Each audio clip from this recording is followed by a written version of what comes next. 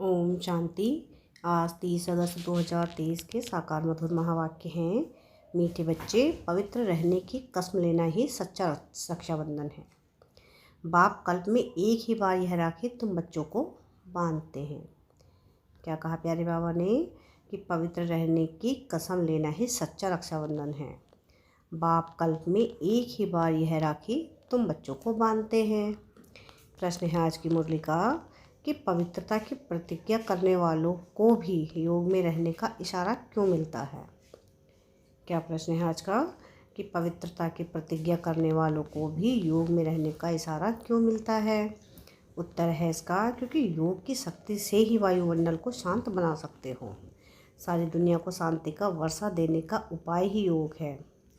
तुम बाप को याद करते हो विश्व में शांति फैलाने के लिए। जितना बाप को याद करेंगे माया का असर नहीं होगा। बाप का यही फरमान है कि बच्चे अशरीरी भव। गीत है आज की मुरली का, भैया मेरे राखी के बंधन को निभाना, भैया मेरे। ओम शांति। बेहद के बाप का बच्चों प्रति फरमान है कि अशरीरी होकर रहो, अर्थात अपने को आत्मा निश्चय कर इन कर्मेंद्रियों से अपने को अलग समझो।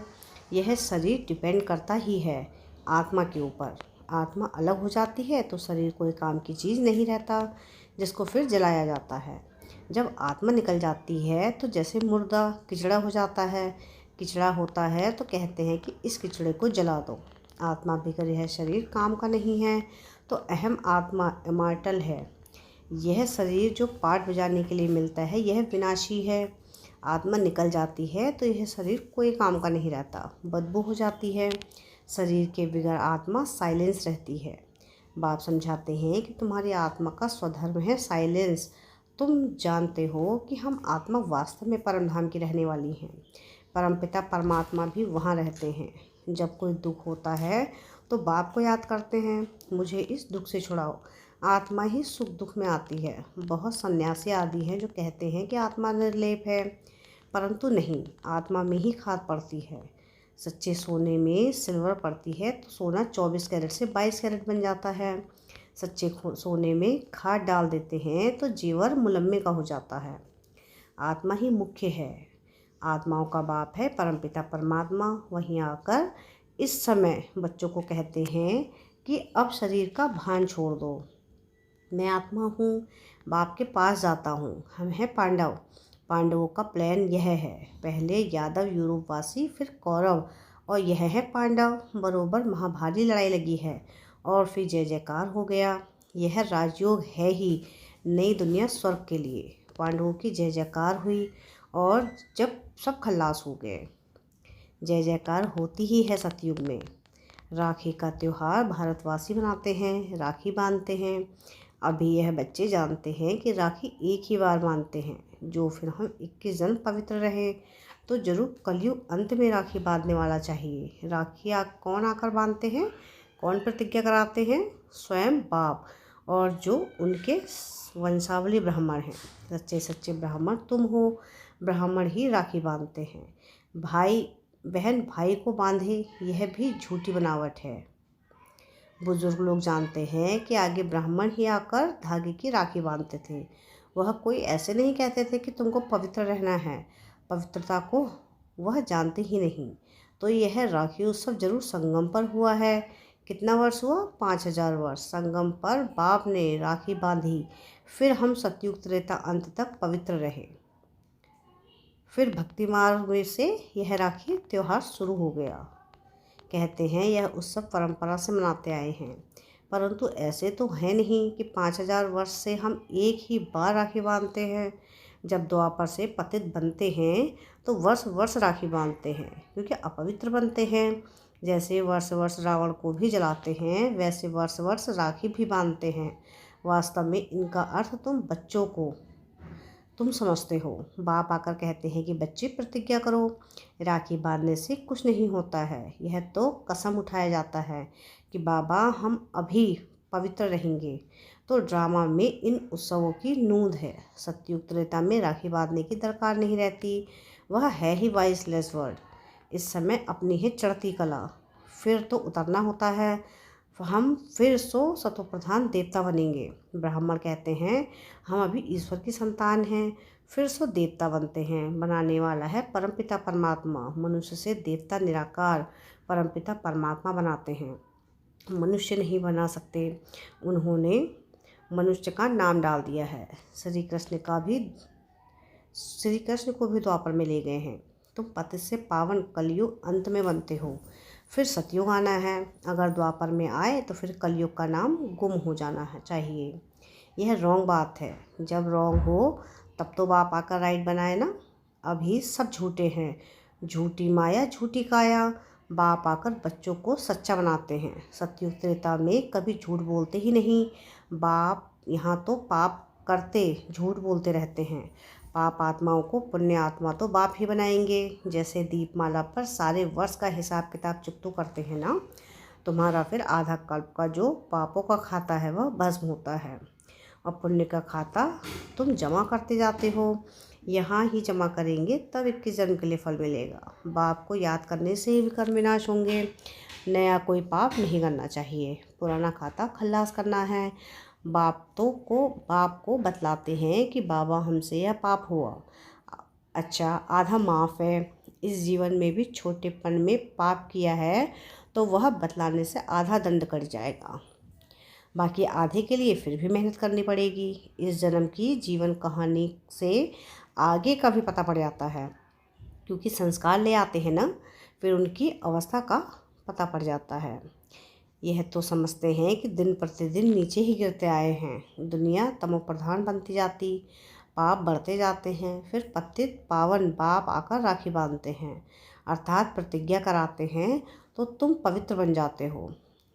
परंपरा अर्थात हर 5000 वर्ष बाद यह सच्ची राखी बाप से बंधवाते हैं।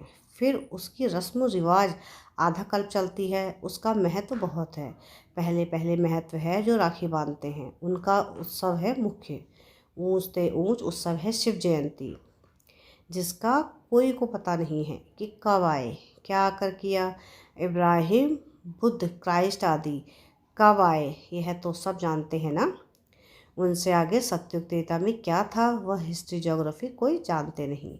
देवी देवताओं की राजधानी कैसे स्थापन हुई, कितना समय चली, यह कोई जानते नहीं। मुख से कहते हैं कि सतयुग के लक्ष्मी नारायण सर्वगुण संपन्न 16 कला संपूर्ण निर्विकारी थे। लक्ष्मी नारायण तो हुए महाराजा महारानी, उन्हों का बचपन भी चाहिए।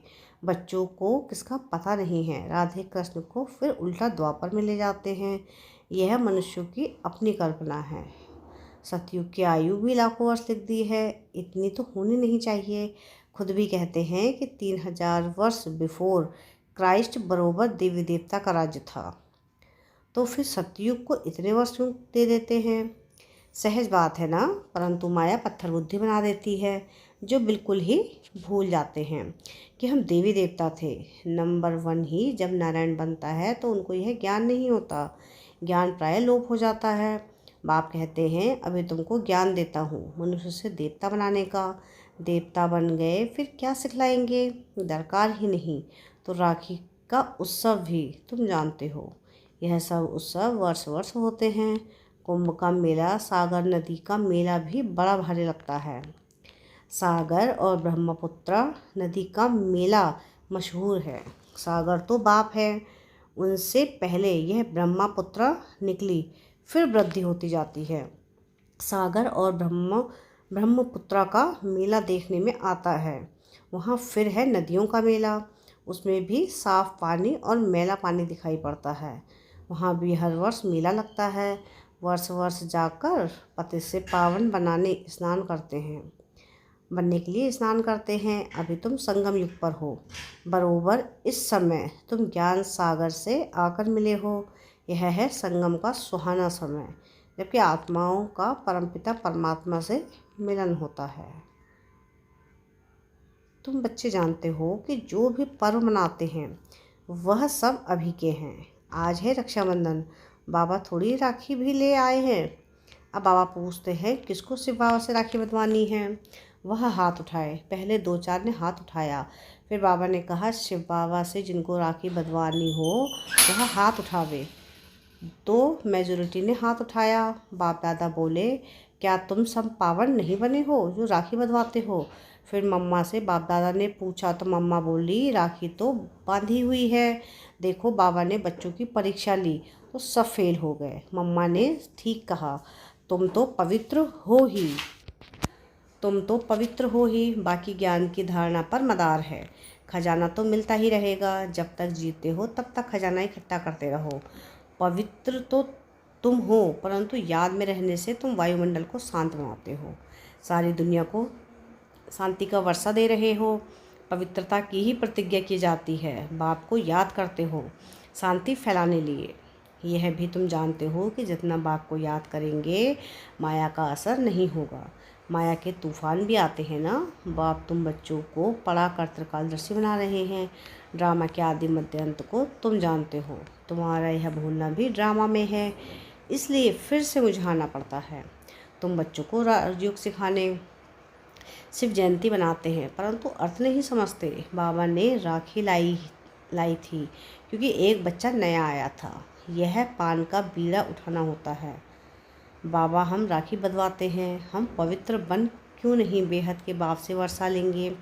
क्योंकि इसमें पवित्रता है फर्स्ट। बेहद का बाप कहते हैं कि आधा कल्प तुमने विषय गटर में बहुत गोते खाए हैं। यह है ही कुंभी पाक नर्क। 63 जन्म गोते खाए हैं। अब प्रतिज्ञा करो कि बाबा, हम भी पवित्र दुनिया में चल सुख का वर्षा लूँगा, परंतु हिम्मत नहीं देखते हैं। यह है ज्ञान सरोवर, ज्ञान मान सरोवर। इसमें ज्ञान स्नान करने से परंतु स्वर्ग की परी बन जाते हैं।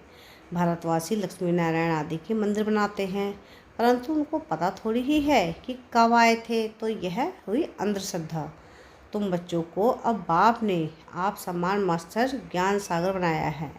जैसे वरिष्ठर पढ़कर आप समान बनाते हैं, फिर नंबरवार पुरुषार्थ अनुसार पास होते हैं। यह भी पढ़ाई है। एम ऑब्जेक्ट क्लियर हुआ लिखा हुआ है। शिव बाबा का भी चित्र है, परंतु समझते कुछ नहीं हैं। गाते हैं कि पतित पावन सीताराम। यह है ही रावण संप्रदाय। इसलिए बाप कहते हैं, अपनी शक्ल देखो। 84 लाख 16 कला संपूर्ण निर्विकारी हो। अपने को आत्मा निश्चय करते हो। तुम्हारी आत्मा का बाप कौन है, उनको नहीं जानते तो तुम नास्तिक ठहरे।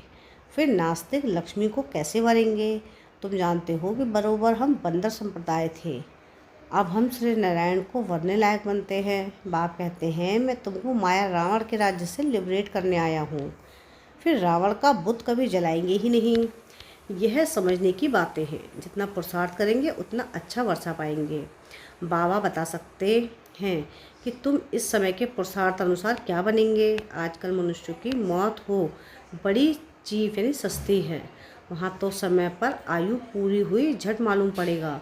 हमको यह चोला छोड़ दूसरा नया लेना है।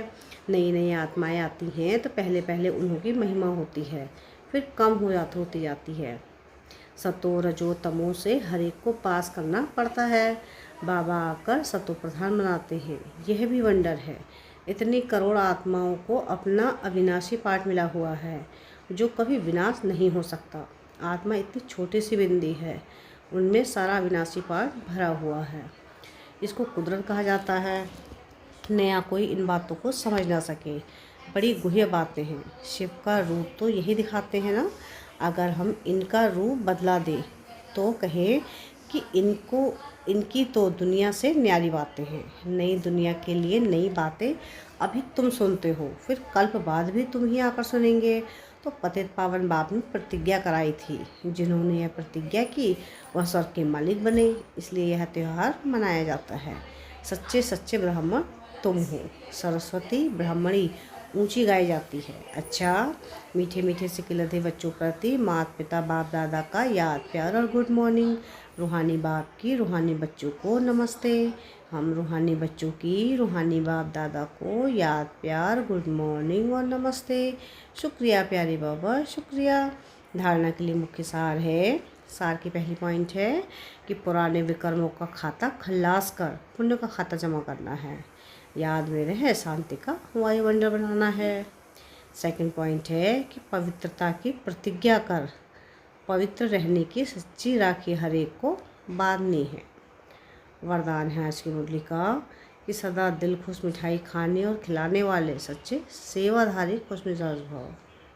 क्या वरदान है आज का कि सदा दिल खुश मिठाई खाने और खिलाने वाले सच्चे सेवाधारी खुश मिजाज भव। जो रोज़ अमृत वेले दिल खुश मिठाई खाते हैं वे स्वयं भी सारा दिन खुश रहते हैं और दूसरे भी उनको देखकर खुश होते हैं। यह दिल खुश की खुराक कैसी भी परिस्थिति को छोटा बना देती है, पहाड़ को रूई बना देती है। तो सदा यही स्मृति रखो कि हम दिल खुश मिठाई खाने और दूसरों को खिलाने वाले हैं। रोने की परिस्थिति में भी मन सदा खुश रहे, तब कहेंगे खुश मिजाज। उनके चेहरे से भी सेवा होती है। उनकी सूरत ज्ञान की सीरत को प्रत्यक्ष करती है। स्लोगन है आज की मुरली का कि जिसके हर संकल्प से अनेकों को श्रेष्ठ जीवन बनाने की प्रेरणा प्राप्त हो वही पुण्यात्मा है। क्या है स्लोगन आज का कि जिसके हर संकल्प से अनेकों को श्रेष्ठ जीवन बनाने की प्रेरणा प्राप्त हो वही पुण्यात्मा है। अच्छा, ओम शांति।